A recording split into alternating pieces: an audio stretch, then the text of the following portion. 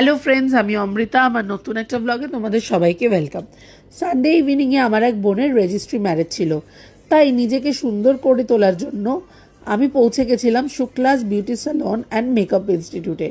এটা অবস্থিত ঢাকুরিয়া নস্করপাড়া লেনে। যাদবপুর থানা হয়ে যদি কেউ আসো, এটা গাঙ্গুলি পুকুরের আগের স্টপেজে। এখানে আমি ক্লিন আপ সার্ভিস নিচ্ছিলাম। খুব ভালো হাইজিন মেনটেন করে এখানে সব কাজ করা হয়। শুধু তাই না, আমি এখানে ফেস ওয়্যাক্সও করেছি। খুব কেয়ার প্রোভাইড করে শুক্লা, পার্সোনাল টাচ দেয় নিজের কাজে। এত সুন্দর, আমার এক ফোঁটাও লাগেনি। আমি লাস্ট 2.5 বছর ধরে ওর কাছে যাচ্ছি। আমার দেখা শুক্লার কাজ নিপুণ, one of the best in the town বলতে পারো।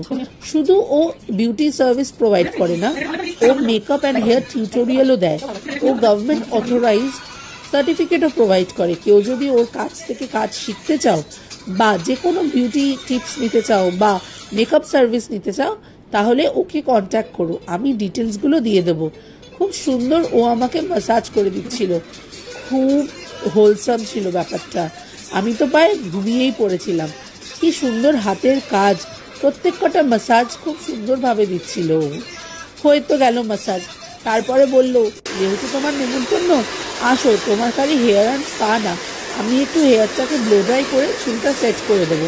আমি বললাম, তুই একটু রেস্ট নেই, বাকিটা ও করুক। ও করছিলই, কিন্তু শুক্লা বলল, না দিদি, তুমি এত ভালোবাসো আমাকে, তোমায় আমি আর একটু সুন্দর করে তুলব। আসো, আমি নিজেই তোমার হেয়ারটা সেট করে দিই। বাস, লেগে পড়লো।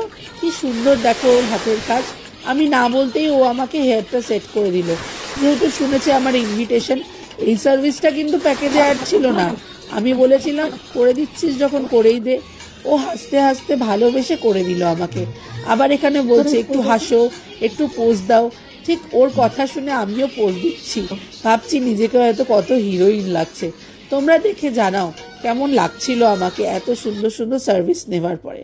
তারপরে কি, বাড়ি এলাম, একটু সাজুগুজু করলাম, শাড়ি পরলাম, আর পৌঁছে গেলাম রিমার রেজিস্ট্রিতে। এখানে আমরা বসে একটু খাওয়া দাওয়া করছিলাম। আর ও হচ্ছে নিনা, আমার সুন্দর মামার মেয়ে। এখানে পজ আবার বলছে, আয় আমাকেও ব্লগে অ্যাড কর। পেছনে দেখো বাবা বসে আছে, আর এদিকে আমি সেলফি নিতে ব্যস্ত। ওখানে আমার মামা দাঁড়িয়ে আছে। মামার হাত থেকে বললাম, দে, পাকোড়াটা না খেতে পারলে আমায় দিয়ে দে। ও দিয়ে দিল। তারপর নিজেকে একটু ছবি তুলে নিলাম। কেমন লাগছে বলো তো সেজে গুজে? আমি আর নিনা দুজনে পিঠোপিঠি প্রায়। আমরা দুজনেই ঠিক করেছিলাম আজকে শাড়ি পরে যাব।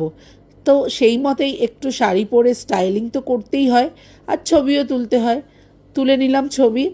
কিন্তু এর মাঝখানে দেখি কর্তাগিন্নি হাজির। ও হচ্ছে রিমা আর ওর হাজবেন্ড সৌম্য। দুজনে খুব প্রিয় লাগছে, আমার কাছের মানুষ, আমাদের পরিবারের একজন। দুজনকেই মিষ্টি লাগছে। আবার বজ এখানে বলছে, রিমা দিদি, তোর কি আজকে বিয়ে হয়ে গেল? তো রিমা ওর বরকে বলছে, আমার ছবিতে যে সবচেয়ে বেশি থাকে সেই হচ্ছে বজ। এই করেই ওর দিনটা কাটাচ্ছিল। তারপরে কি, কেক চলে এলো। আমি আবার বললাম, কেকটা হাতে নিয়ে একটু পোস্ট কর। ওরাও সেই মতে পোস্ট করে দিল। কেক ঠেক কেটে আমি, রিমা, নিনা সবাই ছবি তুলে, একটা হোল পরিবারের ছবি তুলে আমরা ভালো করেই মজা করে দিনটা কাটাচ্ছিলাম। তারপর আমাকে একটু মিরর সেলফি তো নিতেই হবে। সুন্দর সাজুগুজু করেছি বলে কথা। অবশ্য হ্যাঁ, শাড়িটা কিন্তু দিদির, রিয়া দিয়েছে, আমার বোন। ও খুব সুন্দর শাড়ির বিজনেস করে, তোমাকে ওর ডিটেলটাও দিয়ে দেবো। তারপর কি, খাওয়া দাওয়া শুরু। ফিশ ফ্রাই, চানা মশালা, রাধাবল্লভী, আরও কত কিছু ছিল, ফ্রাইড রাইস, চিকেন। কিন্তু আমি অত ছবি তুলতে পারিনি, খেতে ব্যস্ত ছিলাম। বজ আর নিনার ছবি তুললাম। আর ও হচ্ছে দেবিকাদির মেয়ে, ওর সাথেও একটু ছবি তুলে নিলাম। তারপর রিমা আর সৌম্যর সাথে ছবি তুলে